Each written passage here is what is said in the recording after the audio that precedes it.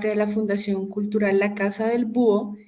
En este momento nosotros estamos encargados de coordinar los proyectos de formación, los cursos de formación del proyecto Ecoturinca, que coordina generalmente el Instituto Sur Alexander von Humboldt de Samaniego. Quería contarles un poquito de qué se trata este proyecto, que básicamente se desarrolla en algunos municipios de aquí del departamento de Nariño, entre los cuales está Linares, Funes, Consacá, Samaniego, Santa Cruz de Guachavés, Guaitarilla y unas veredas de aquí de Samaniego como Piedra Blanca y el Sande, que es una comunidad indígena agua. Quiero contarles un poquito de qué se trata el proyecto Ecoturinca. Nace pues con el objetivo de promover una sociedad pacífica e inclusiva en el departamento de Nariño. Promueve el desarrollo sostenible basado en emprendimientos solidarios, el trabajo digno y la protección de los recursos naturales, especialmente los recursos hídricos. Un eje fundamental es el fortalecimiento del sector turístico.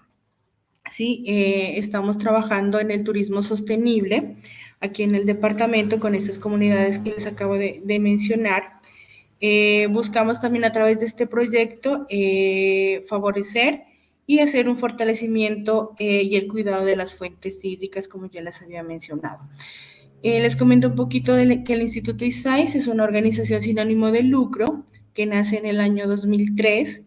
Ellos tienen una sede en Pasto y otra acá, la sede principal aquí en el municipio de Samaniego, y trabajan principalmente con temas sociales, de educación y derechos humanos.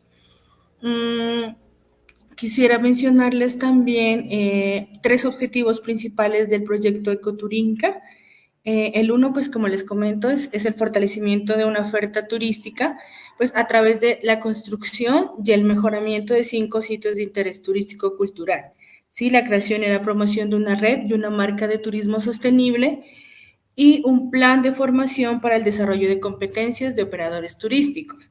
Sí, todo esto se ha venido haciendo también con unos cursos de formación que ya se realizaron aquí en el instituto, de los cuales puedo mencionar que hicimos un diplomado en Economía y Gestión de Empresas Turísticas, hicimos un curso de Guía Turístico Cultural, hicimos un diplomado en Marketing Digital y Comunicaciones, y el último que terminamos fue un diplomado en Gestión y Atención del Cliente.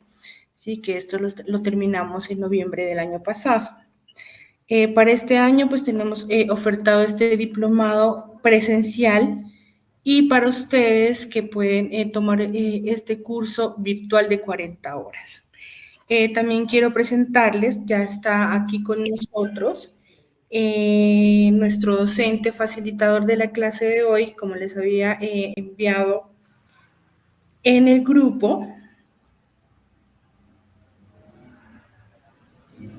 Sí, él es licenciado, tiene una licenciatura en Ingeniería Ambiental de la Universidad Católica de Bolívar de San Pablo. Es máster en Gestión Integral del Agua de la Universidad de Cádiz.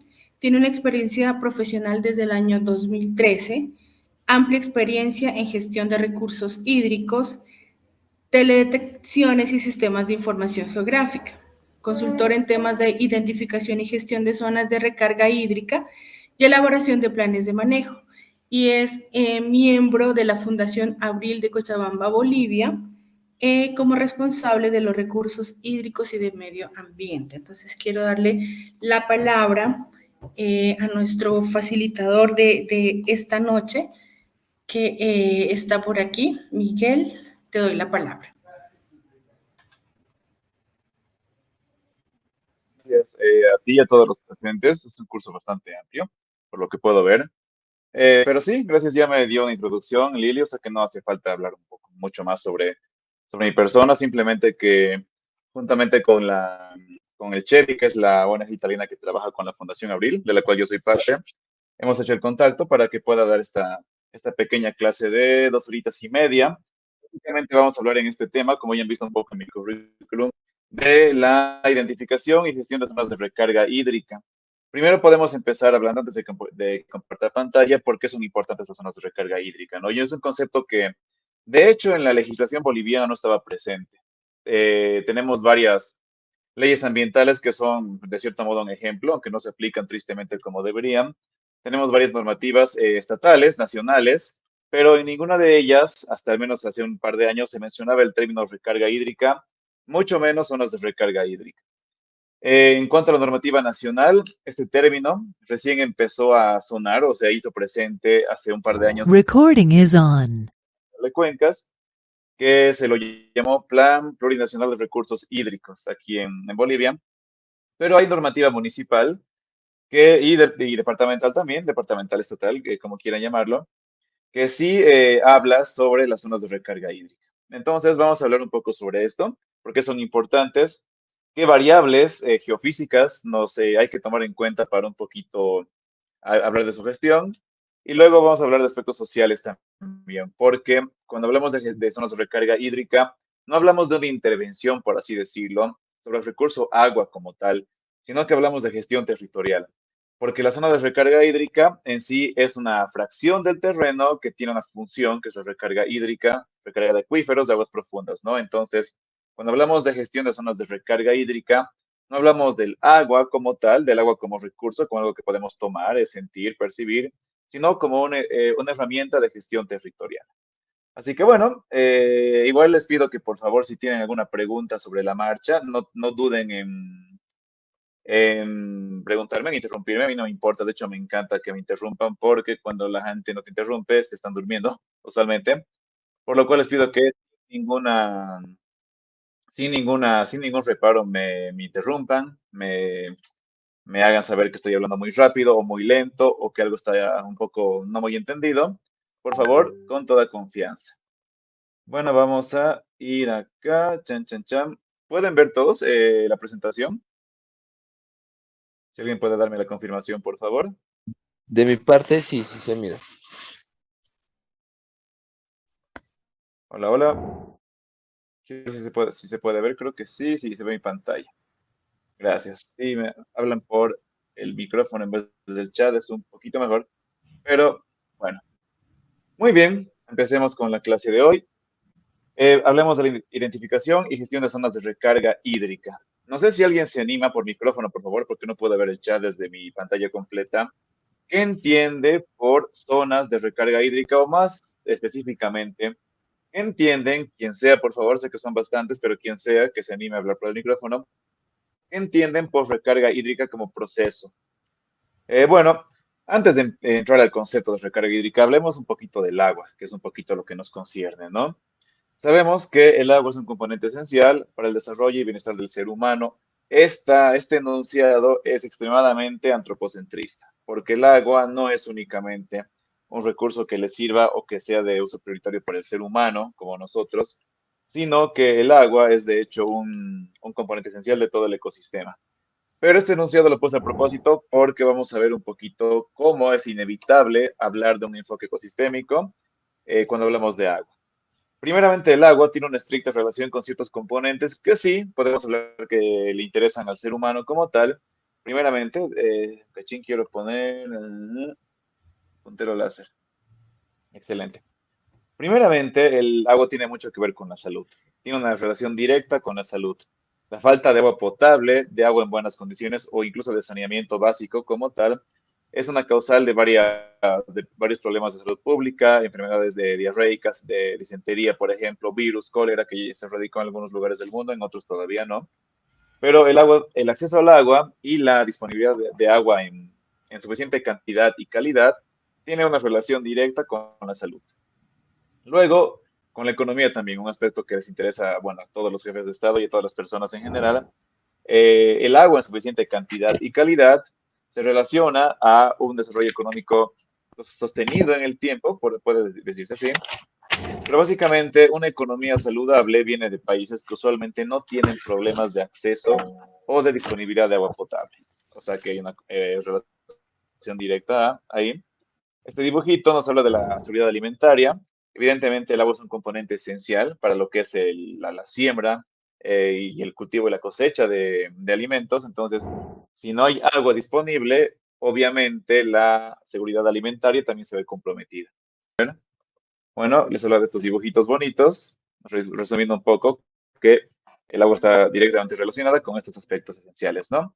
Si no se ve la pantalla, les agradezco que me digan, por favor, cualquier cosita, no sean tan callados, que no es Muy bueno buenas que una persona haga un tardes. monólogo. Hola, buenas tardes. Ahora sí ya se ve la presentación. Ahora, Pero bueno, decía que Sí, cuando una se sociedad puede mira la pantalla. jactarse Sí, muchísimas de tener gracias. agua en suficiente cantidad y calidad, esto es únicamente posible cuando el ecosistema que se encarga de proveer de esta agua, de este recurso, por así llamarlo en este momento, se encuentra en condiciones buenas y saludables.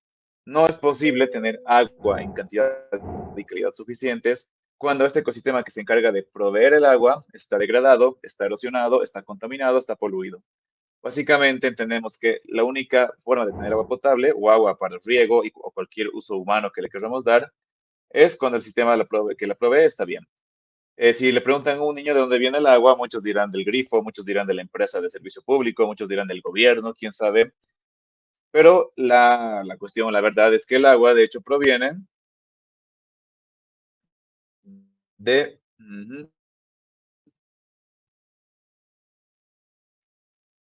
un ecosistema saludable. Creo que tampoco se ve bien. ¿Qué está pasando? ¿Dónde está mi puntero láser? Aquí. Gracias. Muy bien. Entonces, bueno, como les digo, si le preguntan a un niño o a una persona, bueno, cualquier persona, ¿de dónde viene el agua? La respuesta es, el agua viene, básicamente la fuente primordial es la lluvia, pero la lluvia, el agua de lluvia hace contacto eventualmente con el terreno, y ese terreno, si se encuentra en buenas condiciones, va a ser capaz de proveer agua para la humanidad. No por nada, el agua es un componente esencial de los ODS, los Objetivos de Desarrollo Sostenible, muy discutidos en muchos ámbitos. A veces se los culpa de ser demasiado norte global centristas, pero fuera de lo que pueden implicar los ODS, son un punto interesante de referencia. Eso es bueno tomarlo en cuenta también. Pero el agua, de hecho, es un componente esencial y transversal en estos ODS, Objetivos de Desarrollo Sostenible para el año 2030. De hecho, un ODS en específico habla de agua limpia y saneamiento. Básicamente dice que para el 2030 todas las naciones del mundo tienen que llegar a un cierto estándar, un cierto threshold, ¿cómo se dice en español? Pero un cierto umbral, justamente, de porcentaje de acceso al agua potable y al agua y el saneamiento básico. Pero más allá del objetivo número 6, que habla directamente del agua, varios de los 17 ODS se relacionan de una manera directa o indirecta con el agua. Por ejemplo, el fin de la pobreza, el ODS número 1, tiene una relación indirecta con el agua. Entendemos que una sociedad que no se encuentra en condiciones de pobreza tendría que, como elemento básico, tener acceso al agua, primeramente para beber y segundo, para producir o para saneamiento básico. El ODS número 2, ya vimos en la anterior diapositiva, la seguridad alimentaria está directamente relacionada con que el agua esté disponible para el riego, por ejemplo. Ya hablamos en la otra diapositiva también, la salud y bienestar de las personas tiene una relación directa con el acceso al agua, agua potable, agua limpia, agua en buenas condiciones. El crecimiento económico y trabajo decente igual se relacionan de una manera indirecta, pero se relacionan con el agua, tomando en cuenta que la agricultura es la base de la economía y de la alimentación de cualquier nación en el mundo. Ciudades sostenibles y comunidades sostenibles igual tiene mucho que ver con el agua disponible en cantidad y calidad suficientes. Producción y consumo responsables, circuitos cortos, producción ecológica orgánica, tiene que ver primeramente con que el agua esté disponible para regar, ya que, por ejemplo, si el agua está disponible en suficiente cantidad y calidad, disminuye en gran medida el uso de, por ejemplo, agroquímicos, pesticidas y otro tipo de elementos que a la larga nos acaban enfermando. Acción por el clima, evidentemente, tiene que ver mucho con el agua. El agua es un componente esencial de cada ecosistema, ya sea para fines de mitigación o de adaptación al cambio climático. El agua es un componente esencial, básicamente es la sangre por las vías del ecosistema. Vida submarina, ni qué decir. En Bolivia no tenemos acceso al mar, pero en Colombia tienen tanto Atlántico como Pacífico, y así que la vida submarina tiene una relación directa, evidentemente, con el agua. Y el ODS número 15, vida de ecosistemas terrestres, también tiene una relación directa con el agua porque sin agua un ecosistema terrestre no funciona bien, particularmente en lugares como los que tienen ustedes, que me mencionó Lili y Estefano, Amazonía o sistemas de yunga, de cabecera de cuenca. Si no hay agua disponible, pues la vegetación que tiene otro tipo de funciones ambientales no sería posible. Hay una pirámide interesante que se arma a partir de los ODS y podemos dividir los 17 en tres aspectos grandes, tres macroaspectos. Los aspectos que tienen que ver con la biosfera, el ODS 15, que es vida en la Tierra, vida submarina el 14, acción climática 13 y 6, agua y saneamiento básico, son los ODS que tienen que ver directamente con la biosfera.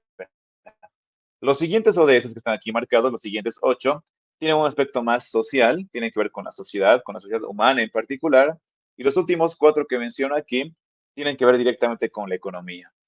Se dice que estos componentes de la economía y la sociedad son en cierto modo negociables, ya que algunos aspectos, algunos objetivos o objetivos específicos de cada ODS pueden ser negociables o su ejecución o conclusión pueden tener diferentes maneras de llegar a ellos, pero los 4 objetivos del desarrollo sostenible que hacen referencia a la biosfera, el 4, el 15, el 14, el 6 y el 13, no son negociables. Básicamente, hay una sola manera de permitir que la sociedad y la economía prosperen, y eso es protegiendo, cuidando lo que es la biosfera. Priorizando los ODS 13, 6, 14 y 15, porque sin estos 4 ODS, si no se cumplen, si no se llega a cumplir a cabalidad cada uno de estos, pues la sociedad básicamente colapsa y la economía pues mucho más. Por lo cual hablamos que estos 4 ODS, particularmente del agua, no son negociables, son algunos que sí o sí, lo antes posible, 2030, como quieran verlo, hay que alcanzar. Sin estos otros 13 ODS, pues son imposibles de cumplir, como ya vimos al principio. Bueno, ahora hablemos de lo que es la cuenca, porque una parte esencial de una cuenca son sus zonas de recarga hídrica. La cuenca tiene usualmente un enfoque muy técnico. Por ejemplo, hablamos de que la cuenca tiene,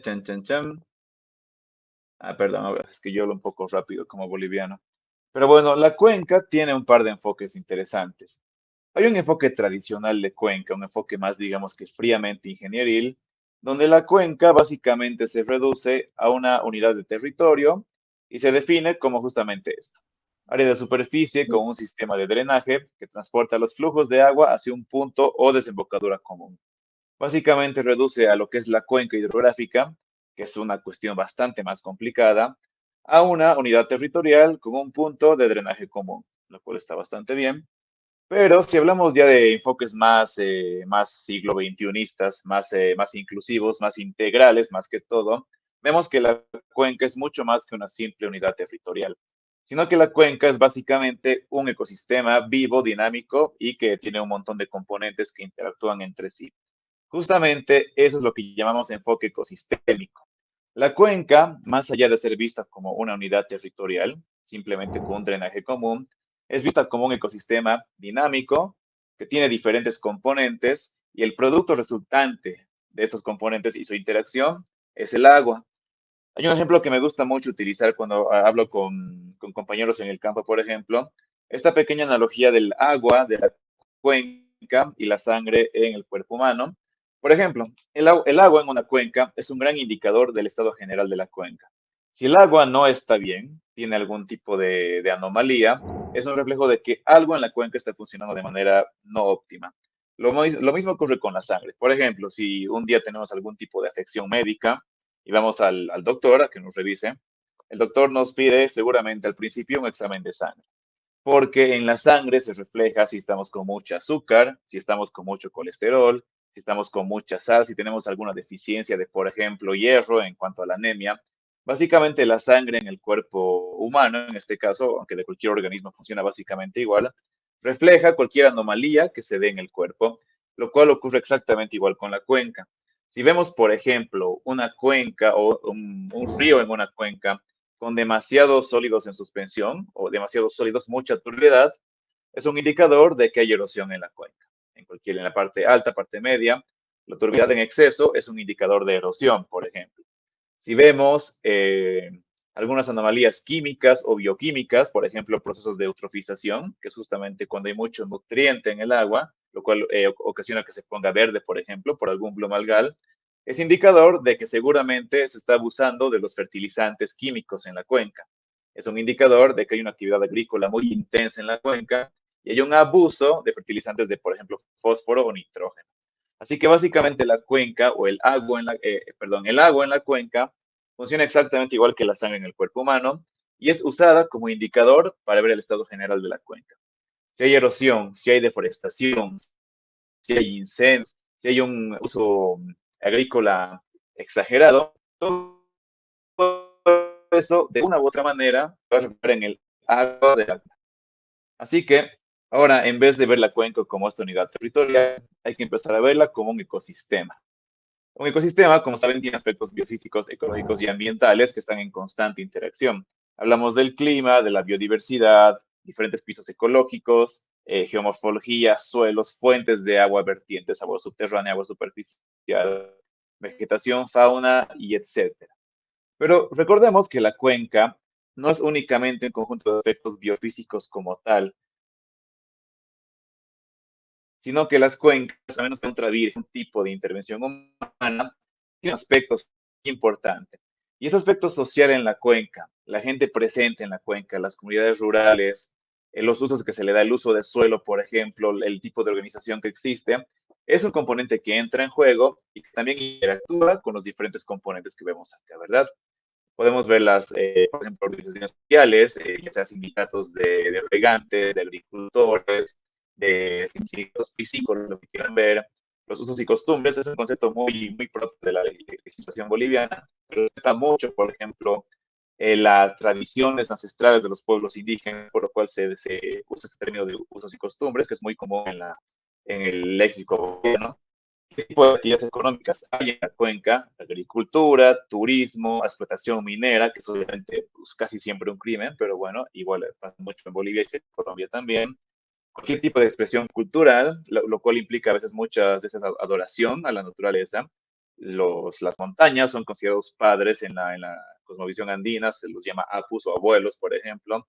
Y obviamente la propia autodeterminación de los pueblos indígenas dentro de la cuenca, que es un aspecto crucial porque pasa muchas veces, seguramente en cualquier país con una población indígena abundante, las normas internas, la autodeterminación de los pueblos indígenas, no siempre es compatible o no siempre va exactamente igual a las leyes del Estado que ha puesto, por ejemplo, el presidente y su partido o una asamblea constituyente, etcétera, ¿no? Por lo cual, siempre hay que tener muy en cuenta a la hora de hacer gestión sobre la cuenca y sobre cualquier componente, incluyendo las zonas de recarga hídrica, cuál es la autodeterminación y las costumbres de los pueblos que habitan dicha cuenca. Es un aspecto muy interesante. Y como les mencioné, todo esto de una u otra manera interactúa. Porque los humanos, aunque nos gusta sentirnos encima de todo, somos parte del ecosistema, no estamos por encima de nada, somos parte integrante del ecosistema, por lo cual lo que ocurra dentro del ecosistema, de una u otra manera, o tarde o temprano, afecta a las poblaciones humanas. Entremos ya un poco más en materia. Zonas de recarga hídrica. Hace un momento nadie se animó a darme una definición, pero está bien, vamos a hablar un poquito ahora.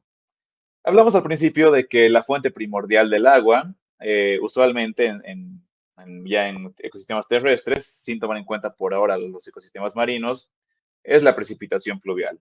Básicamente el agua en cierto estado flota en forma de partículas muy pequeñas en la atmósfera y eventualmente, por ciertos tipos de procesos físicos más que todo, precipita en forma de lluvia y esa lluvia hace contacto con la superficie terrestre. Una vez que el agua de la lluvia hace contacto con la superficie, hay dos posibles caminos que el agua va a seguir y eso depende justamente del tipo de terreno. El primer camino usual es la escorrentía superficial. Básicamente esto implica que el agua o la lluvia, perdón, una vez que hace contacto con la tierra, escurren, forma charcos, forma lagos o bien forma ríos, lo que implica que el agua no penetra el suelo. El suelo tiene más impermeables, por lo cual hace que el agua actúe como barrera física y el agua se queda estancada y eventualmente se forma un río, un lago, una laguna, un arroyo, etc. Pero hay otro camino que puede seguir el agua en función al tipo de terreno, ¿no? Si el agua no escurre, si no se desplaza en forma horizontal, se desplaza en forma vertical y eso ya se llama un proceso de infiltración. Básicamente la infiltración es cuando el agua, al hacer contacto con la superficie de la tierra, no escurre, no corre, sino que básicamente se infiltra por los poros del suelo y eso acaba alimentando a los cuerpos de agua subterráneos, ya sea venas de agua, ya sea acuíferos en particular, y cualquier tipo de curso de agua que esté bajo la superficie del suelo. Así que estamos entendiendo que el agua o escurre o infiltra, no hay otra opción.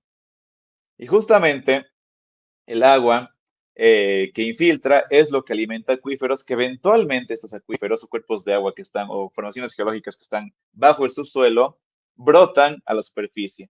Cuando esta agua subterránea brota a la superficie, se denomina vertiente, ¿no? Una vertiente básicamente es un ojo o un curso de agua que sale del subsuelo y acaba eventualmente alimentando a un río, a un lago, a una laguna, ¿no?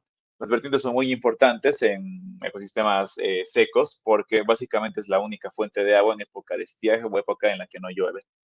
Estas zonas, compañeros, donde el agua en vez de escurrir infiltra con mayor facilidad, se denominan zonas o áreas de recarga hídrica. Zonas del terreno que por sus características físicas principalmente, la química influye un poco, pero la física es más importante, permiten que el agua, en vez de escurrir, infiltra. Tiene un movimiento vertical y esta infiltración alimenta los cursos de agua, los acuíferos, y esto eventualmente da como resultado vertientes que se convierten en agua disponible para el ecosistema. Vemos aquí que, por ejemplo, hay factores físicos del terreno que influyen mucho en la recarga hídrica.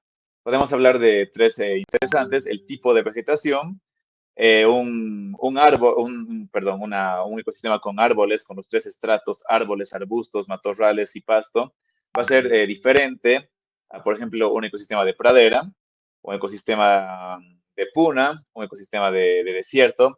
Este tipo de cobertura vegetal y la estratificación del suelo va a influir, obviamente, en las propiedades físicas que permitan o no la recarga hídrica.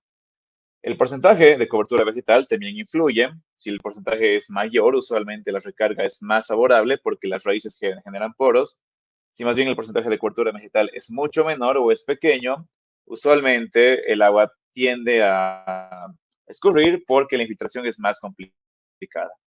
Y otro factor crucial es el uso del suelo. Vemos los dibujitos de aquí abajo. Hay una gran diferencia entre un bosque primario, totalmente prístino, y, por ejemplo, una carretera asfaltada, una granja de uso intensivo o incluso una granja con medidas de conservación del suelo. Es diferente en cuanto a las características físicas que permiten o no la infiltración del agua en el suelo. Bueno, igual un ejemplo un poco más burdo, pero que no deja de ser interesante. En las zonas de recarga hídrica, el suelo básicamente se comporta como una esponja. El agua cae en la esponja, escurre por los poros y eventualmente infiltra, pero en las zonas que no son de recarga hídrica, zonas de escurrimiento, el agua se comporta como un techo, ¿no? Como una teja, como una calamina, como un pedazo de arcilla. El agua no va a infiltrar, sino que más bien va a escurrir de manera horizontal. Bueno, y volvimos, es bueno saber diferenciar un poquito el agua entre la superficial, que es producto del escurrimiento, y el agua subterránea, que es producto justamente de la infiltración.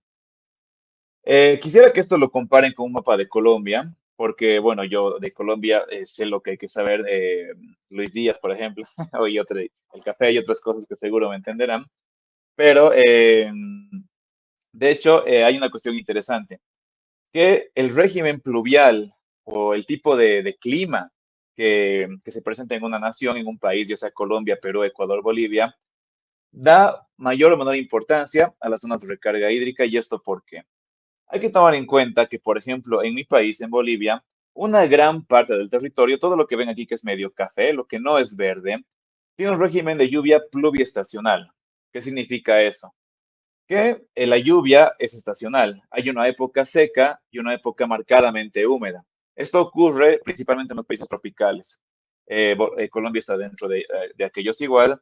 En países como Bolivia, Colombia, Ecuador, por ejemplo, no podemos hablar propiamente de un año con 4 estaciones. No hay una diferencia clara, por ejemplo, entre el invierno, el verano, la primavera y el otoño. Eso ocurre en los hemisferios norte y sur, ¿no? Por ejemplo, en el Reino Unido es muy diferente el verano del invierno. Vemos que la amplitud térmica es muy grande, puede variar 30 grados. En la Patagonia Argentina lo propio, el verano es muy diferente del invierno.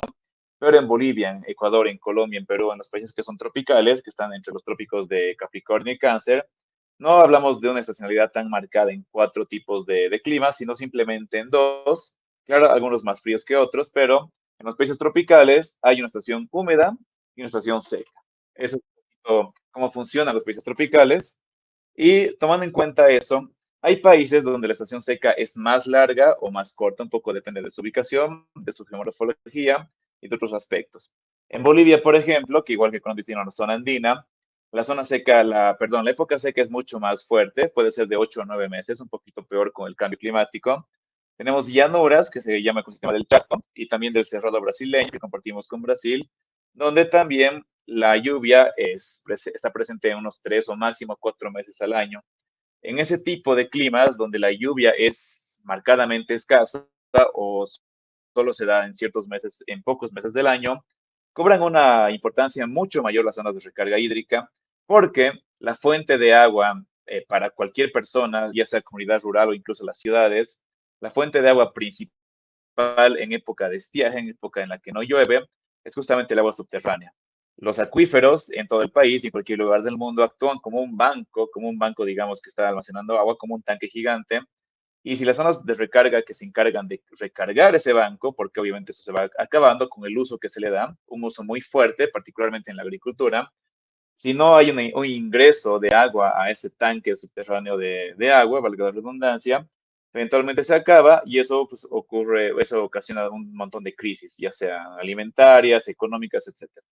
Por lo cual, quisiera que un poquito piensen en Colombia también, y según la geografía de Colombia, en qué zonas, seguramente las andinas, como Bogotá, por ejemplo, las que están más cerca de la montaña, son más propensas a sufrir de sequía, de escasez de agua, en función a, entre otros aspectos climáticos, la degradación de zonas de recarga hídrica. Y es por eso que este aspecto cobra una cuestión muy importante, cobra una importancia muy, muy grande. Porque si no gestionamos el territorio de manera que la recarga hídrica sea un proceso que se sigue dando con regularidad, pues el agua subterránea se va a ir secando y en época seca la gente, los sistemas que dependen de esa agua, pues están bastante comprometidos. Y bueno, sería bueno que piensen en esta pregunta.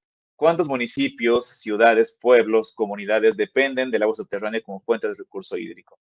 Muchos pueblos en la Amazonía, por ejemplo, en las zonas yungueñas, en las zonas ya más de llanura o incluso cercanas al mar, tal vez, pues sí, puede que tengan un régimen pluvial más favorable y el agua esté más presente de manera superficial, pero en las zonas secas como tal, donde el agua subterránea es crucial, es muy importante cuidar las zonas de recarga hídrica. Esto no implica que en las zonas de llanura, en la Amazonía, sea un elemento descartable. La gestión de zonas de recarga hídrica es importante en cualquier ecosistema, pero particularmente en zonas donde el agua escasea o donde la época de estiaje o de sequía es predominante a lo largo del año. ¿Hay alguna pregunta hasta acá, colegas, compañeros, compañeras? ¿O estamos bien? Si alguien tiene algún comentario, por favor, sería el momento adecuado. Aquí tenemos el ejemplo de una cuenca de la cual se hizo un estudio hace un par de años. Una cuenca que, bueno, en una imagen satelital se puede ver un poco zonas verdes, se puede ver un poco zonas más secas, etcétera, y obviamente un cauce principal. Para hacer gestión de los recursos hídricos en un territorio, en este caso una cuenca, hay que primero saber identificar qué elementos son importantes. Primeramente, hay que determinar cuáles son los... Es crucial también identificar estos puntos verdes, que son las zonas o las vertientes. Básicamente son las zonas donde el agua subterránea se vuelve agua superficial.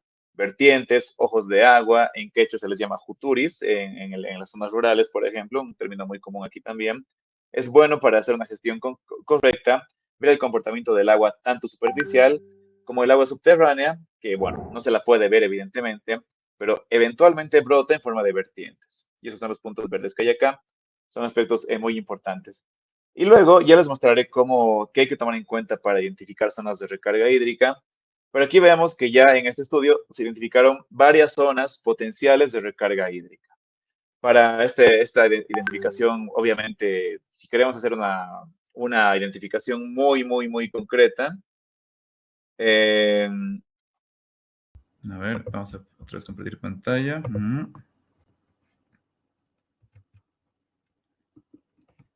Ahora sí, compartir.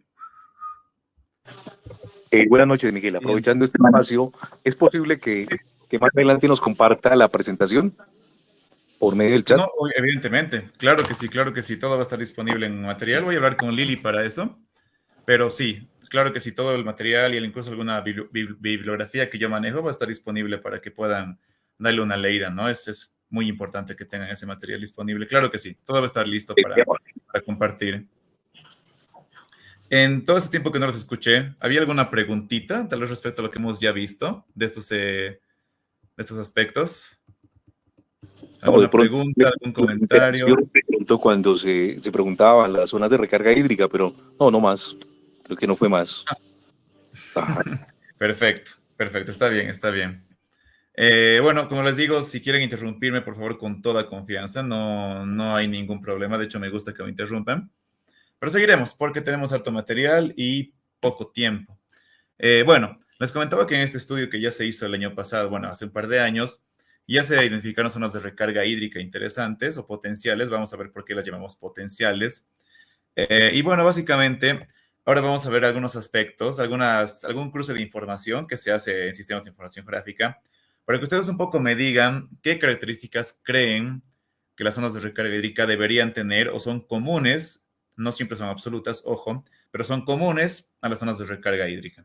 Venga un poco la imagen acá, tenemos aquí las zonas con estos que parecen pequeñas lagunas, no lo son simplemente zonas que se han identificado como zonas con un buen potencial para la recarga hídrica. Y bueno, aquí las tenemos igual marcadas en azul, por ejemplo, y hemos cruzado la información en este caso con un mapa de elevación digital, un modelo de elevación digital, metros sobre el nivel del mar, y sin responder simplemente quiero que le echen un vistazo a las zonas azules, que son las zonas de recarga hídrica, y si ven alguna predominancia en cuanto a la altitud, por ejemplo. O sea, si hay alguna uniformidad, si están más presentes en las zonas muy altas, o en las zonas de elevación media, o en las zonas más bajas. Es un poco lo que hay que aprender a observar ya para hacer una gestión correcta de estas zonas. Hay que tratar de ver algunos patrones, porque obviamente la información no siempre se precisa, sino que es bueno saber como ingenieros o como agricultores o lo que sea, aprender a ver patrones de comportamiento en cuanto a aspectos ambientales.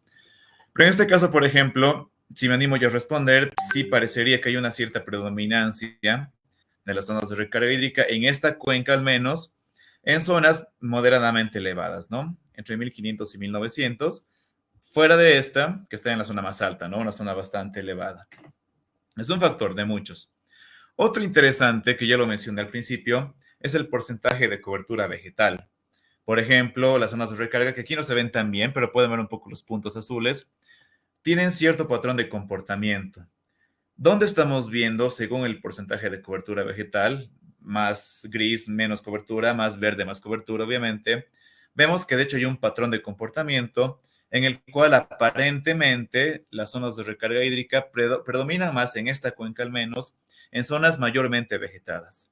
Esto pasa casi siempre, pero ojo, en este tipo de estudios no hay absolutos como tal. Los absolutos en la ciencia son casi inexistentes, pero es bueno ver patrones. Y en esta cuenca al menos vemos que las zonas mayormente vegetadas son zonas que están respondiendo de manera positiva o que pueden ser definidas como zonas de buen potencial o buena probabilidad de recarga hídrica. Aquí hay otro aspecto interesante que es la pendiente, y esto ya responde mucho a la lógica, por ejemplo. La pendiente, digamos, 90 grados es una pendiente totalmente parada, 45 es una diagonal, 0 es un terreno totalmente plano. Se puede ver que evidentemente el agua responde en función a la gravedad y hay zonas y un poco la pendiente va a determinar el comportamiento del agua. Una mayor pendiente usualmente va a ser un lugar menos apto para la infiltración y zonas de menor pendiente, zonas digamos de colores más claros en este caso, son zonas que de hecho van a favorecer, en función a otros factores también, a la infiltración y por ende a la recarga hídrica. Y aquí tenemos un mapa que sería bueno que tengan una versión, seguramente lo tienen disponible. Aquí, digamos, es una información que hay que compartir porque no siempre está disponible, de sistemas de vegetación y suelos que usualmente tienen, bueno, un sistema de vegetación, por ejemplo, este pajonal altimontano, tiene suelos húmicos poco profundos. Entonces, según el tipo de vegetación presente en la cuenca y el tipo de suelo existente, suelo erosionado, suelo franco, bien drenado, se puede ver igual un poco los patrones de comportamiento del agua para ver qué tipo de ecosistema o qué tipo de suelo está aparentemente siendo más favorable para la recarga hídrica. Y en este caso vemos que de hecho el patrón es muy claro. Las zonas de recarga hídrica se presentaron con mucha mayor densidad en los bosques xerofíticos interandinos, subandinos, con suelos francos bien drenados, lo cual es un poco obvio, ¿no? Un suelo bien drenado es de hecho un suelo que va a favorecer la recarga hídrica aunque, como les digo, no hay absolutos, pueden haber excepciones. ¿Y eso por qué ocurre? Porque la recarga hídrica no puede estimarse, no puede hablarse en función a una sola variable. Hay varias variables que inciden en la recarga hídrica, en el fenómeno de recarga hídrica, las cuales vamos a aprender cuáles son las más importantes según varios estudios y cómo ponderarlas, lo cual es básicamente una metodología que se aplica ya en Bolivia, que es de hecho una metodología muy importante en Centroamérica y que ha dado evidentemente buenos resultados para la gestión territorial. Y otro factor crucial, muy importante, es el uso de suelo, un factor muy importante. Porque de hecho el uso de suelo va a determinar, como les digo, el comportamiento del agua en función a la intervención humana. Si había un terreno plano, perfecto para la recarga hídrica, y han puesto una cancha de fútbol, evidentemente el suelo no va a ser tan favorable ya para este fenómeno. Un terreno agrícola con de uso muy intensivo también va a ser no muy apto para la recarga hídrica. Y así, bueno, los bosques, los pajonales, las praderas, las zonas urbanas son más o menos aptas para la recarga hídrica, un poquito dependiendo de este factor. En este mapa que se ve más o menos bien, igual podemos ver que hay dos elementos o dos tipos de uso de suelo claves que están favoreciendo la recarga hídrica en este ecosistema. El forestal, vemos que varias zonas están en zonas verdes porque el uso es exclusivamente forestal, y el silvopastoril, que es justamente esta combinación entre bosques o praderas y el uso para el alimento del ganado, ¿no? Que esto, bueno, en esta cuenca hay mucho ganado, es de hecho una de las actividades económicas más importantes. Pero, como les digo, no se puede evaluar la recarga hídrica en función a una sola variable. La lógica nos diría que la pendiente es crucial, y de hecho sí es crucial, pero no únicamente en función a la pendiente podemos saber cuáles son las zonas más aptas o más prioritarias para su manejo en pos de cuidar la recarga hídrica. Como les digo, no hay absolutos en este caso. Podemos hablar de pocos absolutos en la ciencia, pero podemos hablar de ciertas características que son mayormente o más usualmente comunes de las zonas de recarga hídrica. Por ejemplo, pendientes poco pronunciadas es de hecho una característica que es bastante común en zonas de recarga hídrica. Altos niveles de cobertura vegetal casi siempre. Suelos bien drenados y orgánicos con una buena cantidad de materia orgánica. De hecho, es una característica común o casi siempre ocurre en las zonas de recarga hídrica. Y suelos no antropizados. ¿A qué me refiero con esto? Suelos que no han sido tratados por la actividad humana, ya sea suelos urbanos, caminos, carreteras, agricultura intensiva, granjas, parques, etcétera. Suelos que mantienen un poco su condición de suelos casi vírgenes o suelos de poco impacto. Usualmente, eso igual depende de la naturaleza, son suelos que son aptos para la recarga hídrica. Pero esto es muy importante y por eso lo pongo en rojo. Esto es de manera general, pues no hay absolutos. Cada ecosistema es un universo diferente, por lo cual pueden comportarse de maneras muy distintas. Ahora, vimos este mapita de aquí atrás, justamente, que es el uso del suelo, que es una variable interesante. Pero últimamente en la literatura internacional, no tan últimamente, de hecho ya hace varios años, el término uso del suelo o land use en inglés se cambió por land use, land cover, o en español, uso y cobertura de suelo. ¿Por qué es tan importante el uso y la cobertura de suelo? El uso de suelo simplemente en un mapa de uso de suelo nos dice, por ejemplo, el suelo es de uso forestal, el suelo es de uso agrícola, el suelo es de uso urbano y punto, ¿no? Pero dentro del uso forestal, por ejemplo, podemos hablar de un ejemplo extremo que pasa mucho en Bolivia y seguramente igual en Colombia, que es el bosque de eucaliptos. Si hacemos un mapa de uso de suelo y vemos que que hay un bosque de eucaliptos, que sabemos que es una planta no nativa del continente americano, uno diría, ok, uso forestal seguramente es un ecosistema apto para la recarga hídrica porque el uso es simplemente forestal. Aquí vamos a un ejemplo. Bosque de eucaliptos, una cobertura en el terreno de los eucaliptos mayor al 60%, bastante grande, pendientes menores al 10%, y suelos franco-limosos profundos, un suelo bien formado que puede albergar el enraizamiento profundo del eucalipto. Si lo comparamos con un pajonal altoandino, que igual los tiene mucho en Colombia, una cobertura vegetal, como ven, menor al 50% o en el mejor de los casos igual, pendientes un poco más fuertes, entre el 20 y 10%, y suelos franco-limosos poco profundos. Ustedes, en su criterio, ¿cuál creerían que sería un ecosistema más apto para la recarga hídrica? ¿Quién se anima a dar una idea? Buenas noches. En teoría, el bosque de eucalipto, pero como el eucalipto absorbe mucha agua, chupa mucha agua, en este caso sería el pajonal altandino, a mi modo de ver. Perfectamente bien. De hecho sí, porque aquí justamente se ve la diferencia entre un mapa, por ejemplo, o la variable uso de suelo, forestal, pajonal, y uso y cobertura de suelo. Cuando agregamos la variable cobertura de suelo y nos damos cuenta que no todos los usos forestales son iguales, nos damos cuenta que es una variable crucial, ¿no? Porque, como dice nuestro compañero, el eucalipto sí es un árbol interesante, es muy bueno para control de erosión, por ejemplo, es bastante eficiente, crece rápido, maderable, pero es un árbol muy exigente en cuanto a agua. Es un árbol que tiende a chupar, en términos más burdos, el agua del suelo con mucha eficiencia para evapotranspirarla. Básicamente, un terreno con eucaliptos tiene que ser un terreno más seco, porque el agua que puede llegar a hacer contacto con la superficie es rápidamente absorbida y evapotranspirada por el eucalipto, cosa que no ocurre con el pajonal alto andino. El tipo de raíz del pajonal alto andino justamente hace que haya una porosidad interesante y dependiendo del tipo de roca bajo el suelo poco profundo, podemos hablar de una recarga hídrica más o menos eficiente, pero en general el eucalipto o un bosque de eucaliptos para términos de recarga hídrica no es lo ideal, justamente por esta propiedad que mencionó nuestro compañero, que chupan mucha agua y dejan el terreno bastante seco. Entonces aquí entendemos por qué es tan importante diferenciar o empezar a aplicar más que uso de suelo, uso y cobertura de suelo.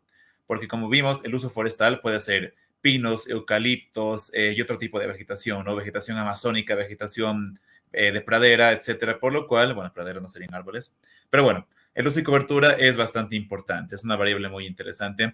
Y aquí vemos la gran diferencia en esa misma cuenca, por ejemplo.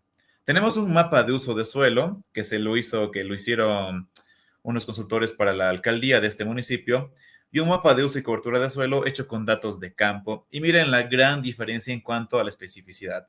En el mapa de uso de suelo, esta cuenca tiene solo 3 usos. El uso urbano, que es donde está la población urbana, con su alcaldía y todo lo que quieran.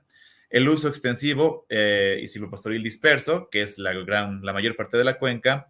Y el uso agropecuario extensivo y cultivos anuales. Pequeña rata. O sea, vemos un mapa que no tiene nada de especificidad. Si cambiamos este mapa de uso de suelo, bastante básico, por un mapa de uso y cobertura de suelo, vemos que hay mucha diferencia. En vez de tener 3 categorías, tenemos 7. Agrícola intensivo, en amarillo, lugares que son de agricultura muy fuerte. Agrícola temporal o pastoril, terrenos en descanso, que son una clara minoría. Forestal exótico, que son pequeños puntos de eucaliptos y pinos. Forestal nativo, que son los puntos verdes más claritos. Arbustal nativo, urbano y sin uso aparente, ¿no? Que puede ser afloramiento rocoso, puede ser terreno abandonado, puede ser terreno erosionado, es igual se puede seguir diversificando. Pero vean la gran diferencia en cuanto a especificidad entre un mapa de uso de suelo y un mapa de uso y cobertura de suelo. La diferencia es brutal y por tanto, determinar la recarga hídrica en función de esta variable en este mapa es mucho más preciso que en este mapa, que diríamos, ok, aquí puede que sí, aquí no y aquí tal vez, o sea, por favor, no tiene mucho sentido. Perfecto. Sigamos entonces. Aquí tenemos un buen ejemplo justamente de un mapa de uso y cobertura de suelo. Quiero que hagamos énfasis en esta variable porque cuando veamos un poquito en esta misma clase qué variables son importantes para la recarga hídrica, vamos a ver que hay variables que la naturaleza las da bueno, porque sí, porque así es, la pendiente, la geología, pero hay variables que tienen mucha importancia y pueden ser fácilmente modificables en el tiempo por el ser humano. Y justamente el uso y cobertura de suelo es una variable que el ser humano le puede puede modificarlo de un año para el otro, de un mes para el otro. Piensen, por ejemplo, en un proceso de deforestación masiva en el que un bosque primario se convierte en una zona de cultivo. Eso puede ocurrir en un mes, por lo cual esta variable es muy importante y quiero que la veamos. Este mapa se hizo en un estudio doctoral de una universidad aquí en Cochabamba, en Bolivia, en mi país, y vemos que justamente una pequeña cuenca de pocos kilómetros de extensión, kilómetros cuadrados, tiene una gran diversidad de uso de cobertura de suelo. Si esto lo poníamos con uso de suelo, habían creo que 4 o 5, pero miren que en cuanto a uso de cobertura, se ha hecho un estudio muy específico, por lo cual la determinación de zonas de recarga hídrica es igual mucho más precisa. Vemos que, bueno, hasta para qué contarlas, 1, 2, 3, 4, 5, 6, 7, 8, 9, 10, 11 usos y cobertura de suelos diferentes. Y cada uno seguramente va a tener un tipo de comportamiento en función a ser más o menos favorable para la recarga hídrica. Agrícola temporal de papa, matorral ribereño, sin uso, pastoril limitado, agrícola intensivo de papa, porque justamente aquí se cultiva mucha papa, mucha patata, no sé cómo le dicen en Colombia. Pero bueno, lo digo porque aquí se dice palta y allá arriba aguacate, ¿no? Entonces, no sé si la papa pasa exactamente lo mismo. Pero bueno, aquí hay otro mapita interesante, una cuenca igual no tan grande, donde se ve igual que en cuanto a uso y cobertura de suelo, hay varias categorías. Agrícola temporal, que solo ocurre de 7 veces al año, forestal arbustal nativo, ciertos parches de vegetación, forestal nativo yungueño. Los yungas son un tipo de vegetación que ustedes seguro conocen, es justamente el ecosistema que está entre los Andes y la Amazonía, un ecosistema de transición. Forestal exótico, plantaciones de pinos en este caso, afloramientos rocosos, las zonas grises, porque es una cuenca bastante alta, y de hecho un cuerpo de agua, una pequeña represa. Entonces vemos que la diferencia en cuanto al uso de suelo y el uso y cobertura de suelo es muy, muy, muy grande. Este video lo voy a mostrar al final para que lo tengamos un poquito para distendernos un poquito. Pero una cuestión importante de las zonas de recarga hídrica es que responden a valorizar el terreno o la gestión del territorio en función a los potenciales servicios ecosistémicos que nos pueden dar. Y este video es de unos 3 minutos que nos habla de qué es justamente un servicio ecosistémico. Y bueno, uno puede dar una clase de 20 slides de lo que es un servicio ecosistémico, pero hoy por hoy es mucho mejor, mucho más interesante un video de 3 minutos. Por lo cual esto lo voy a mostrar un poco al final. O igual nos vamos a dar un break, antes de un break, porque miren, 2 horas y media de ustedes escuchando y yo hablando no es lo ideal, ¿no? Es un poco pesado para todos. Pero bueno, esto lo veremos después. Justamente hay que aprender a diferenciar qué tipo de servicios ecosistémicos proveen estas zonas, aparte de la recarga hídrica. Obviamente la recarga hídrica, y como les mencioné, en ecosistemas o en lugares donde la sequía es extensa en el año, es 7, 8, 9 meses, la recarga hídrica en sí es un tipo de servicio ecosistémico muy importante. Pero la conservación de las zonas de recarga hídrica en función a sus características puede igual derivar en varios otros servicios ecosistémicos muy importantes. Por ejemplo, en esta cuenca tenemos la cuenca, pero tenemos igual imagen satelital, justamente una zona fuerte de recarga hídrica, miren aquí la leyenda, muy baja, moderada, alta y muy alta probabilidad. Justamente una zona con muy alta probabilidad de recarga hídrica es esta zona de acá. Una zona más o menos plana, muy bien vegetada. Y uno podría empezar a pensar, ¿qué tipo de servicios ecosistémicos puede dar esta zona fuera de la recarga hídrica? Es una pregunta interesante que hay que hacerse. Y una segunda pregunta, porque luego vamos a hablar en otra clase, si tengo entendido bien, de cambio climático, algunos conceptos básicos y cómo afectan a nuestros países específicamente. Pero conservar una zona de recarga hídrica será una medida de mitigación o adaptación al cambio climático. Son preguntas interesantes. Y ya con la pregunta que quiero lanzarles aquí para que un poquito hablemos todos, les voy a mostrar el video justamente. Vamos a ir a stop. Chan, chan, chan. Ahora, si el video dura unos cuantos minutos, creo que son 3 minutos, pero habla de manera muy, muy concreta de lo que son las zonas de recarga, de lo que son los servicios ecosistémicos, lo cual nos hace más fácil la vida a todos. A ver. ¿Es visible el video?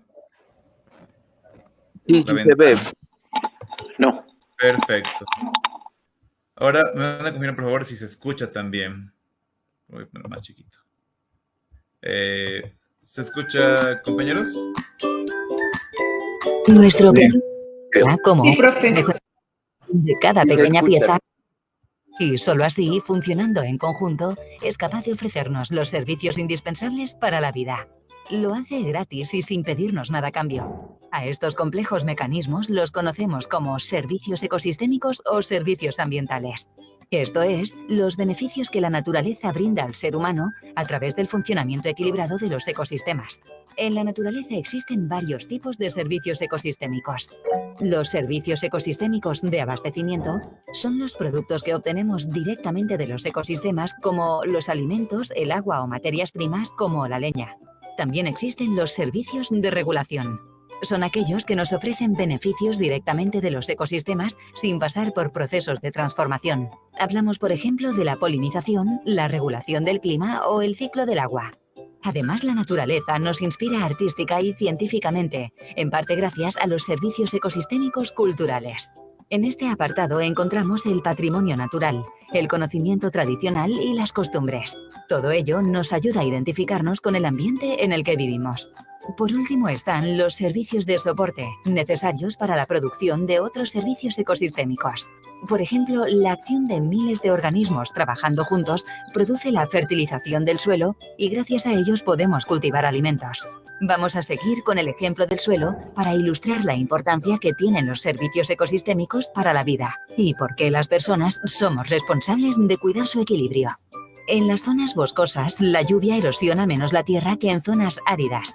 Esto afecta directamente al mantenimiento de los cauces de los ríos y evita desastres naturales como inundaciones, una de las muchas razones que existen para luchar contra la deforestación.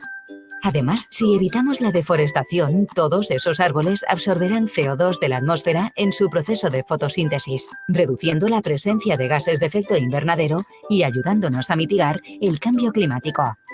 El mundo se mantiene vivo si cada pequeña pieza de su gran y complejo engranaje funciona como debe. No lo estropeemos. Cuidemos de aquello que nos ofrece la naturaleza. Muy bien, igual les pasaré el enlace del videito, de hecho, antes de que me olvide, para que lo tengan y lo puedan ver o compartir, que me parece, me pesa el acento, me parece muy interesante. Chan, chan, chan. Claro que sí, ahí está. Bueno, ahora vamos a compartir pantalla otra vez en la presentación, ¿dónde está? Vamos a cerrar el chat, que está acá. A ver, ventana. No, un placer, un placer. Vamos a... Cachín. Muy bien, ahora sí. Compartir pantalla. Ventana. Perfecto. Un poco viendo visto el video, obviamente sería bueno verlo otra vez en algún momento. Veamos esta zona y eso quiero que ya pensemos un poquito, ¿no?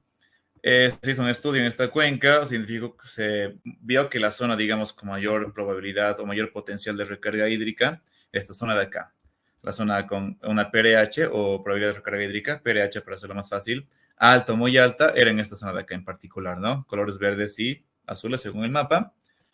Vemos una imagen en color real, obviamente, una imagen satelital, y con acercamiento vemos que tiene ciertas características esta zonita, ¿no? Una masa verde boscosa de vegetación nativa, pendientes aparentemente menos pronunciadas, justamente cerca a un cauce de río. Y así que aquí ya podríamos preguntarnos, ¿no? Más que enumerar, podríamos simplemente mencionar qué servicio ecosistémico identificamos en esta zona de recarga hídrica, aparte obviamente de la recarga hídrica. ¿Quién se anima a decir un hito, un poquito en función al video que vimos? ¿Qué otro servicio vemos acá que sería importante? Que nos daría una excusa, si quieren verlo así, para conservar esta zona.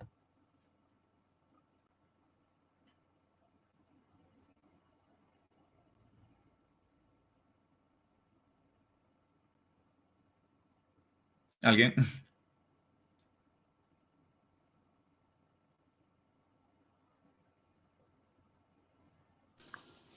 Bueno, en esa zona, que creo que las zonas de recarga hídrica son importantes también por la fijación de carbono, ¿no? Y que eso pues es clave porque pues nos ayuda a disminuir los efectos de gas invernadero. Perfecto. De hecho, es un servicio muy, muy importante. Y va un poco la pregunta de acá, ¿no? Fuera de la recarga hídrica, conservar o gestionar estas zonas de recarga tienen otro tipo de beneficios. Bueno, obviamente la regulación climática es uno de ellos, la mitigación. Y aquí vemos una pregunta interesante que nos da, que va a ser un poco retórica porque la respuesta la tenemos casi inmediatamente. Conservar estas zonas de recarga. En cuanto a lo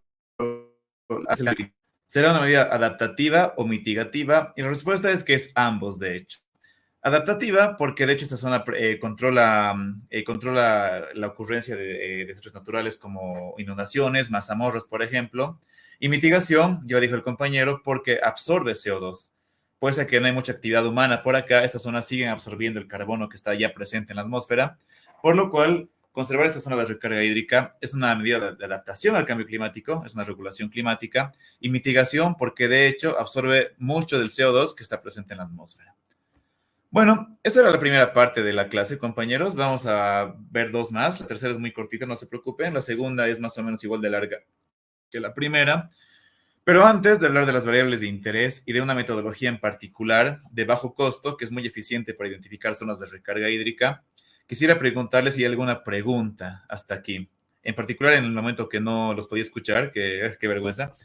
Pero si hay alguna pregunta respecto a esto, respecto al mapa que vimos de Bolivia, si alguien me puede contar un poco de Colombia, tal vez cuántos bioclimas tendrá, tiene muchos biomas en especial, porque bueno, tienen acceso al mar, tienen zonas, bueno, que en Bolivia no existen, por ejemplo, pero tienen zona andina también, tienen zona amazónica, tienen zona yungueña, tienen el páramo, que me han hablado mucho del páramo también. No sé quién puede, si tiene algún comentario, pues bienvenido por ahora. Si no, podemos proseguir. Sí, buenas noches. Tengo un comentario. Buenas noches. Perfectamente bien, sí. Sí, después de escucharle, muchas gracias por la exposición. O sea, uno queda como con una inquietud, ¿sí? Porque usted, por ejemplo, nos expuso varios mapas con muchos datos específicos, pero la inquietud que uno se le queda así como en el aire, ¿no? Es qué tipo de mapas sobre este tema, sobre las zonas de recarga hídrica, utilizan los gobiernos para justificar los proyectos megamineros, por ejemplo, ¿sí? Porque es ahí donde, por ejemplo, cuando se hacen las reuniones de llamamiento al gobierno generalmente nacional, que es el que decide, en este caso en Colombia, sobre las condiciones mineras, y cuando se da ese diálogo en comunidades, ellos siempre presentan una información, inclusive un mapeo, que justifica esos proyectos, ¿sí? Entonces, por ejemplo, frente a eso, creo que una de las debilidades que tenemos las comunidades es tener como la posibilidad, el acceso o las capacidades para poder realizar este tipo de mapeos. Sí, lo lanzo así como una inquietud de lo que yo percibo pues dentro de los territorios. Gracias. Perfecto. Y de hecho vamos a entrar justamente a eso.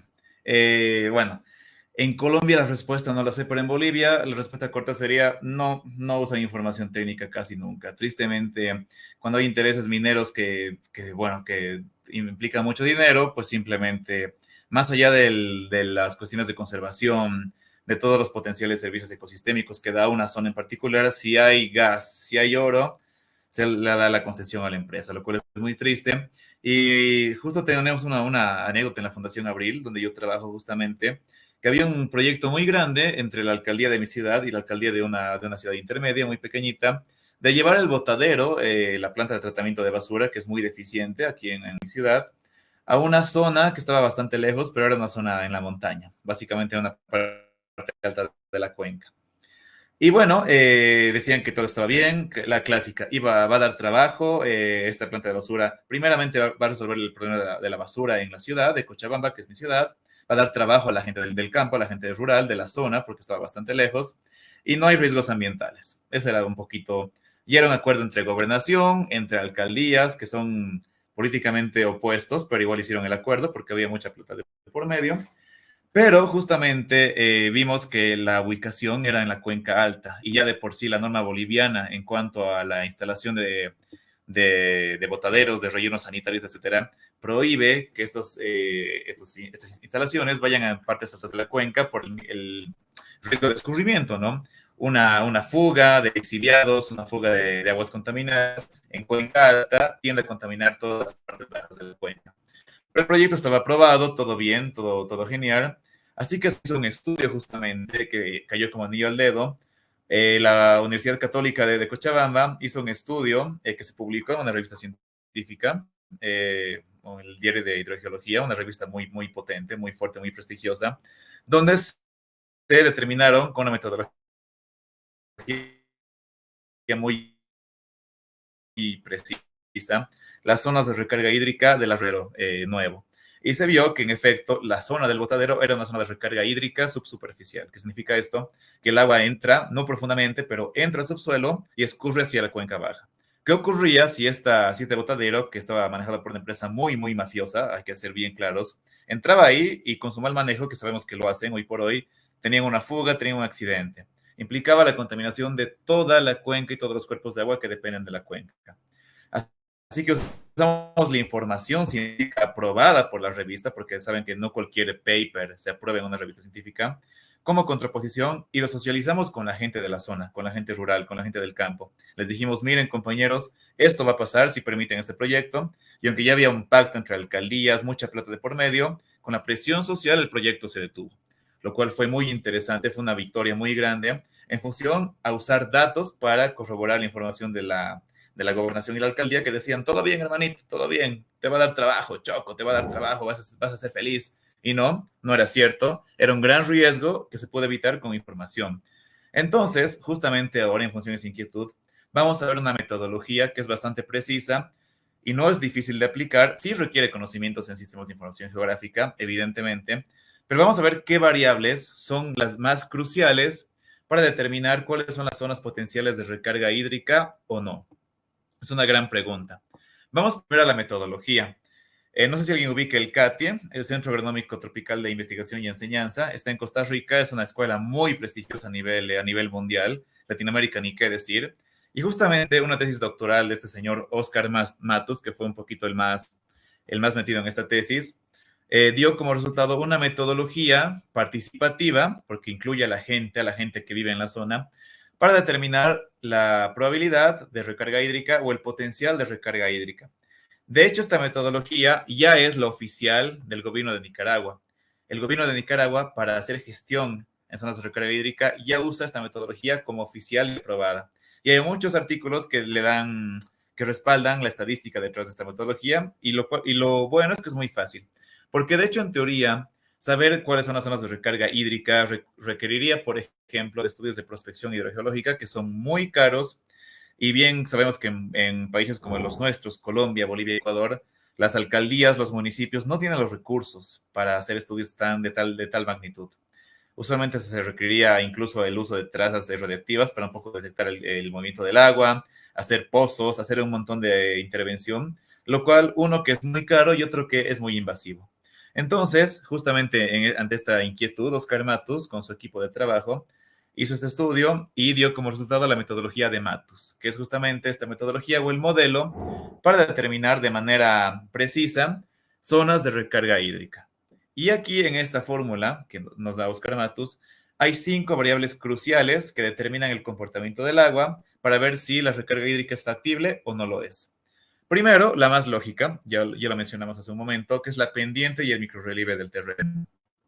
Por gravedad, por lógica, el agua infiltra más fácilmente en un lugar plano que en un lugar con pendiente, ¿no? Eso es muy lógico. Segundo, el tipo de suelo, la textura. La arcilla, por ejemplo, un suelo muy poco poroso, muy compactado, no va a permitir o no va a facilitar la infiltración del agua. La arena, el limo suelto, el suelos francoarenosos, más bien lo contrario, como son bastante porosos, o suelos orgánicos también, que son muy porosos, con lombrices, con muchos microorganismos, con muchas raíces, permiten o bien facilitan la infiltración del agua. El siguiente, y es crucial, es el tipo de roca, la geología. Hay rocas permeables y rocas impermeables. Por ejemplo, la arenisca es una formación geológica común en Bolivia, que es bastante permeable, pero por ejemplo, la lutita, la pizarra son rocas que son prácticamente impermeables, a menos que hayan fracturas. Pero usualmente son rocas impermeables que no permiten la recarga profunda, pero pueden sí permitir la recarga subsuperficial, que es una recarga que no va hasta el fondo, pero igual es importante. La cobertura vegetal en cuanto a porcentaje. Esto ya lo vimos al principio y se ha determinado, se ha comprobado con muchos estudios y también por lógica, que suelos con bastante cobertura vegetal, por el enraizamiento y demás, y por la segregación del suelo, permiten o facilitan la infiltración. Y suelos pelados, bueno, el desierto de hecho es muy bueno para la recarga hídrica, digamos, porque es a pura arena, pero suelos compactados, erosionados, particularmente suelos que tenían vegetación y la han perdido, son suelos que de hecho tienden a ser impermeables y dificultan o imposibilitan por completo la recarga hídrica o la infiltración. Y vimos esto ya antes. Matus dio como variable el uso de suelo, pero hemos visto hace un momento que el uso de cobertura es mucho mejor y se adapta al modelo. Pero Matus inicialmente dijo, el uso de suelo agrícola, forestal, urbano, lo que sea, es igual importante porque es una variable que primeramente está en manos de los propios seres humanos y que determina si el agua infiltra o no. Entonces vemos que el modelo de Matus tiene 5 variables importantes. Pendiente de microrrelieve, tipo de suelo, tipo de roca, cobertura vegetal y uso de suelo. Tiene toda una secuencia Matus, es una metodología mitad técnica, mitad participativa, que es muy interesante. Y Matus no solo se limita obviamente a determinar que las variables, qué variables, perdón, son las cruciales en cuanto a la determinación de zonas de recarga hídrica, sino que tiene que darles un peso dentro de un algoritmo. Esta es una fórmula que la pueden ver acá, una fórmula que de hecho se calcula haciendo uso de sistemas de información geográfica. Y aquí Matus dice, las variables no son exactamente iguales en cuanto a su influencia o a su peso, aquí vemos peso específico, para la recarga hídrica. La pendiente tiene un cierto peso específico en porcentaje, digamos del 1 al 100. ¿Cuánto influye la pendiente para determinar la recarga hídrica? 30%, 50%, 10%. Y así como la pendiente, ¿cuánto influye el tipo de suelo? ¿Cuánto influye el tipo de roca, la cobertura vegetal y el uso de suelo? Esto, obviamente, entre el 1 y el 100, en cuanto a porcentajes, ¿no? En este caso sería 0 punto algo, por ejemplo. Si la pendiente influye 30%, sería 0.3 por pendiente. Si el tipo de suelo influye 20, sería 0.2 por tipo de suelo, ¿no? Básicamente, esta fórmula que vemos acá es una fórmula hecha para ser calculada en sistemas de información geográfica que son cruciales, pero si ustedes no los manejan, conocen seguramente a alguien que sí, y simplemente es saber estudiar o saber evaluar qué peso tendría cada variable según el tipo de ecosistema. Por eso vemos que A, B, C, D y E son pesos específicos de cada variable. ¿Cuál será más pesada? Y aquí sería bueno preguntarnos, ¿no? Un poquito una pequeña actividad que me gusta para un poquito hacerlo más relajante todo. Ustedes, si algunos en el chat pueden escribirme, del 1 al 100, digamos, ¿cuál creen que será más pesado o menos pesado? Me gustaría que, digamos, pongan, ¿qué les digo? Cuidando que no se pasen del 100 en cuanto a la suma.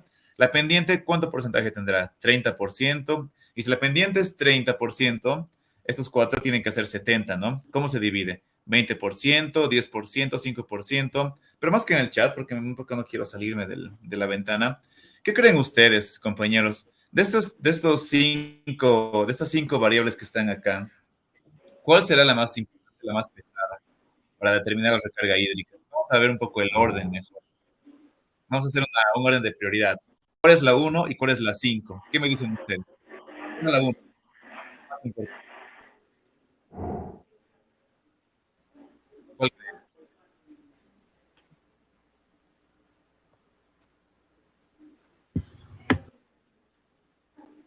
Piensen. El tipo de suelo puede ser la 1, la cobertura vegetal la 2. Ya. Tipo de suelo 1, cobertura vegetal la 2. O sea, ¿Quién cree? Perdón, Uso sigue. de suelo 1, me parece a mí. Ya. Muy bien. Y de pronto el tipo de roca sería el último. Ya. El último, el número 5. Bueno, esos son criterios interesantes. Pero Matus, digamos, en el ecosistema que él estudió, que es justamente Nicaragua, lo hizo allí en Nicaragua el estudio, Matus determinó que, de hecho, el factor más importante que influye en la recarga hídrica en su modelo, ojo, es la pendiente y el microrrelieve, el número 1. El segundo factor más importante para determinar la recarga hídrica, según Matus, es la cobertura vegetal en porcentaje. ¿Cuánto porcentaje de cobertura vegetal determina con mucho peso qué tan factible o no es la recarga hídrica? Luego el tipo de suelo. Según Matos dijo, ok, pero obviamente si el terreno es plano y hay muchos árboles y el suelo es una arcilla impermeable, no hay recarga hídrica, por lo cual dijo que el tipo de suelo es el tercer factor más importante en cuanto a la determinación de la recarga hídrica. El uso de suelo lo puso como cuarto y el tipo de roca como 5. Creo que ese sonidito que me estoy escuchando es el chat, así que voy a ver un poquito. ¿Qué dice el chat? Ajá. Aquí hay muchos chats, vamos a ver. Corto vegetal 2, Joan Montero la chuntó. Meiser también la chuntó. Gabriela estuvo cerca. Pero bueno, es interesante un poquito que aprendan a discernir. porque esto vamos a verlo un poco después, pero el modelo de Matus no es absoluto, como vengo diciendo desde el principio, sino que es muy flexible, pero la metodología que aplica es muy interesante. Por lo cual, bueno, como les digo, según Matus, pues así es la cuestión. 1, 2, 3, 4 y 5, estas variables son las importantes, pero no solo es cuestión de saber, compañeros, compañeras, cuál es más importante y cuál es menos importante, sino que hay que saber el peso específico. En cuanto a porcentaje, como dice acá, ¿cuánto, si la pendiente es la número 1, eso qué implica? ¿Cuánto porcentaje de importancia, del 1 al 100, tendrá la pendiente en cuanto a la determinación? 30%, 20%, y si, por ejemplo, en este caso el tipo de suelo, perdón, la cobertura es la 2, va a ser obviamente un porcentaje menor al de la pendiente, pero mayor al del tipo de suelo, y así hasta llegar al tipo de roca, ¿no? O a la geología. Si unos cuantos minutitos me pueden decir, al menos con la pendiente y la cobertura vegetal, ¿cuánto porcentaje, si lo escriben también está bien, voy a escuchar aquí cuando escriben, ¿cuánto porcentaje tendrá la pendiente de importancia? ¿Cuánto peso específico? ¿Y cuánto la cobertura vegetal? ¿Cuánto creen, compañeros, que sea la importancia, el peso? Pista de la pendiente es cercano al 30, puede ser más o menos, pero está cerca al 30. ¿Cuánto creen que será? Si me lo escriben, si lo mencionan en el micrófono, yo contentísimo.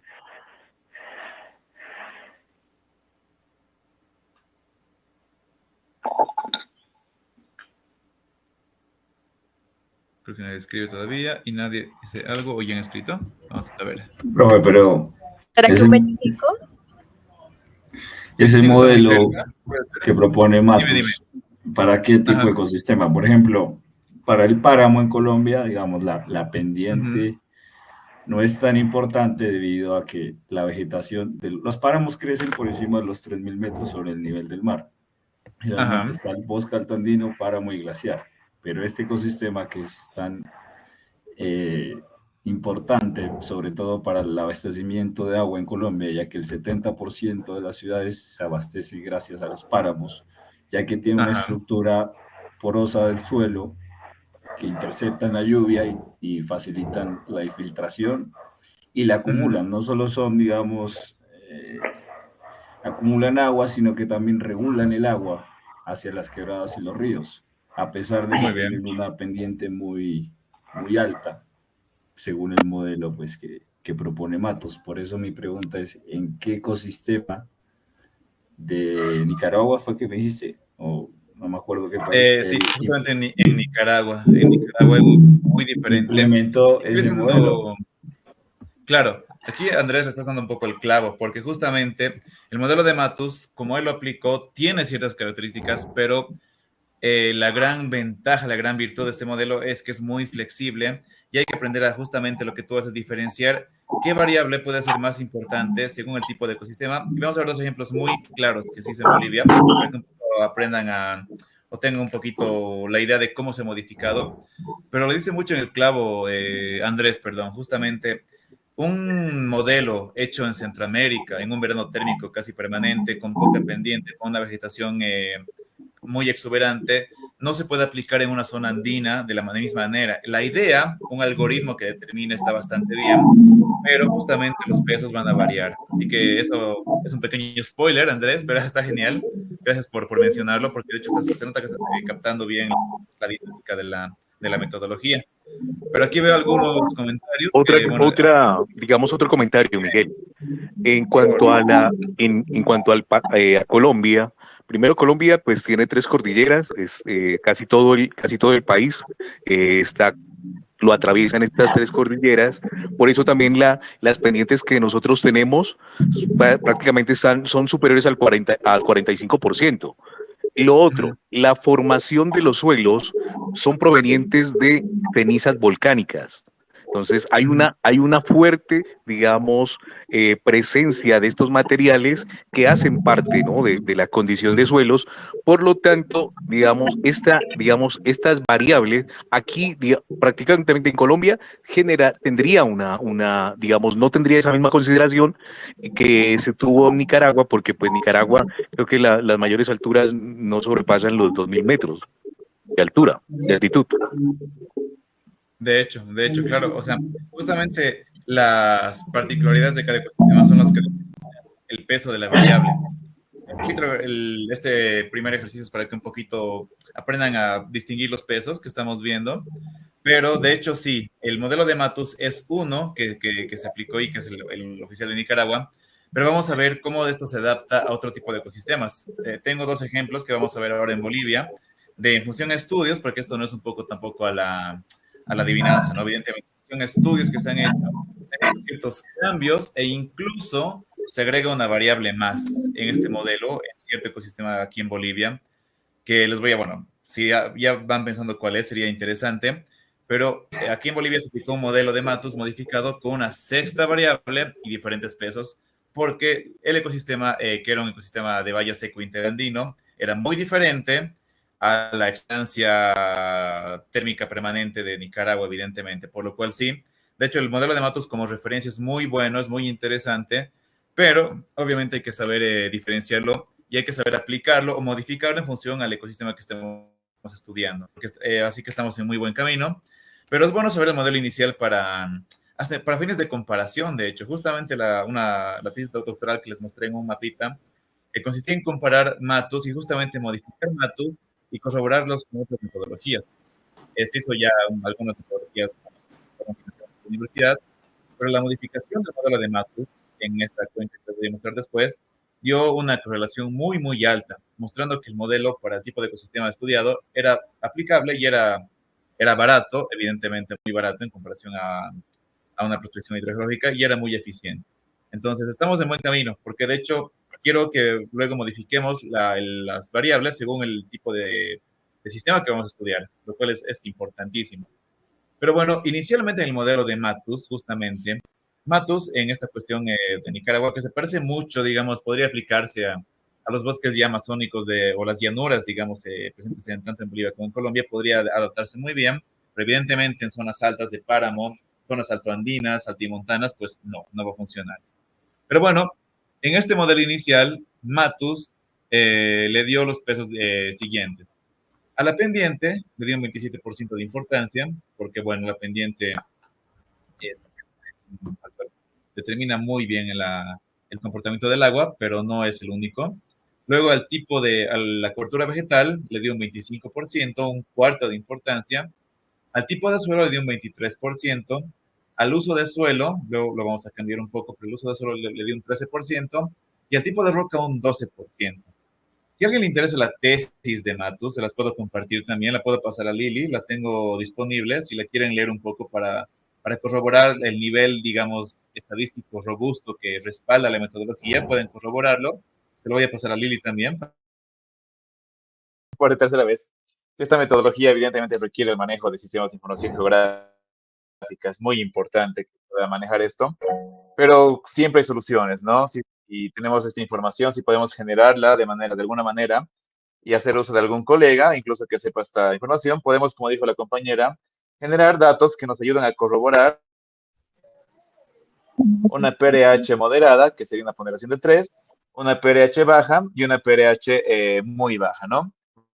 Básicamente, Matus ha hecho muchos estudios para ver justamente, y esto es, bueno, cuasi universal, que estas pendientes determinan este tipo de, por ejemplo, más lentito.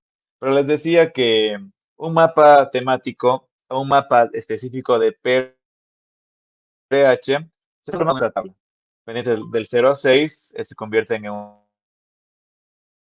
un valor de 5, todas, y pendientes, digamos, mayor a 65, se convierten en un valor ponderado de 1 o una pH muy baja.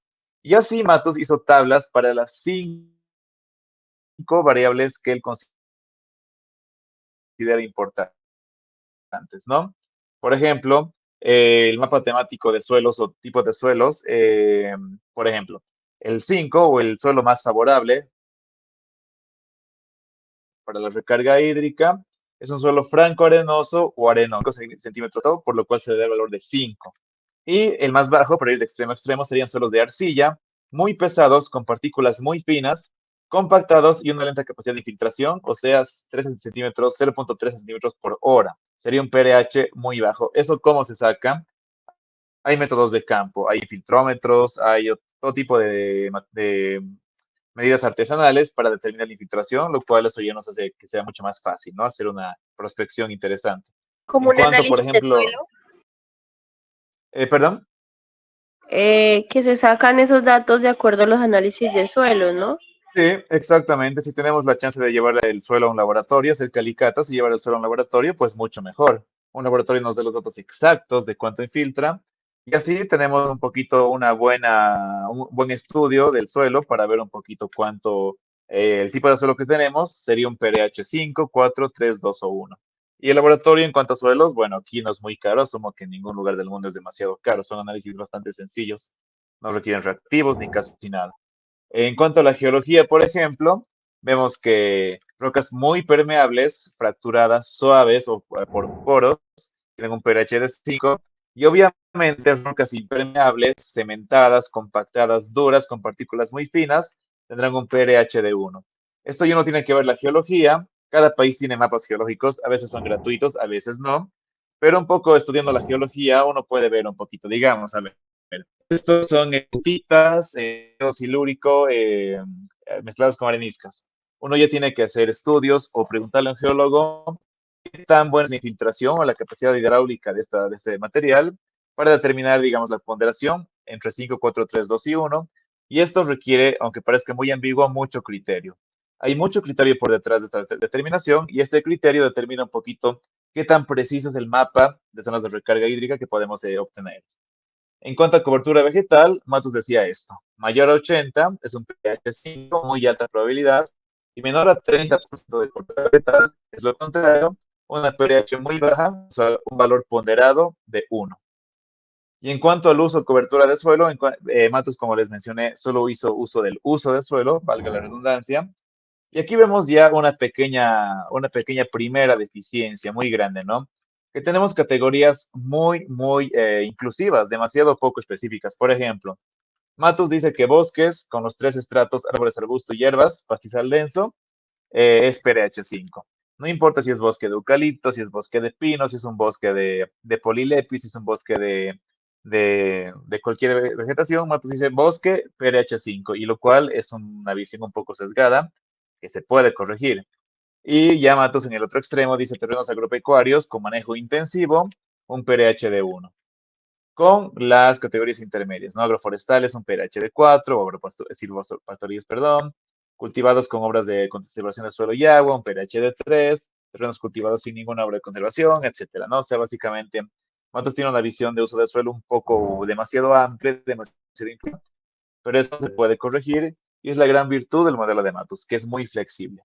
Pero sumando estos mapas de PRH, recuerden que hemos convertido valores, digamos, del 0 al 100 en este caso, en el caso de la cobertura, del 0 al 100 a valores del 1 al 5, dentro del software, un mapa tiene valores únicamente del 1 al 5 y eso es pura matemática.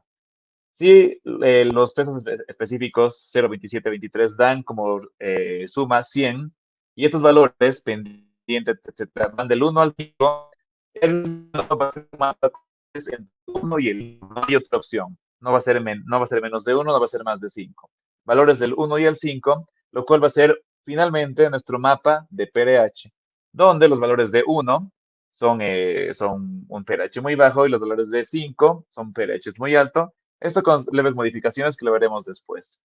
Pero básicamente esa es la esencia del modelo de Matos.